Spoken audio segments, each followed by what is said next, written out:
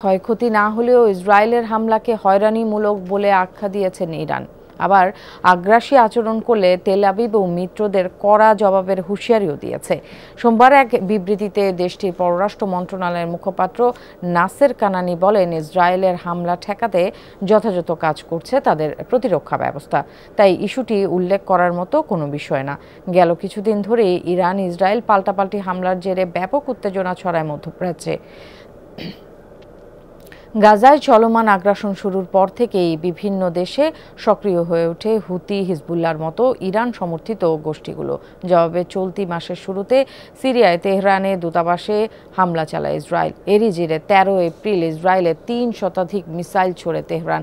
সবশেষ শুক্রবার ইরানের এস্তাফে স্পর্শকাতর এলাকায় মিসাইল হামলা চালায় তেল আবিব। আরেকবার আগ্রাসন চালালে বা ইহুদি রাষ্ট্রকে কেউ আগ্রাসনে সহায়তা করলে ইরান স্পষ্ট এবং আরও শক্ত জবাব দেবে। সংশ্লিষ্ট কর্তৃপক্ষ আমাদের জানিয়েছে, এই হয়রানিমূলক হামলায় কোনো ক্ষয়ক্ষতি হয়নি। ইরানের প্রতিরক্ষা ব্যবস্থা যথাযথ কাজ করেছে। তাই আমাদের মতে এটি আলোচনার কোনো বিষয় নয়।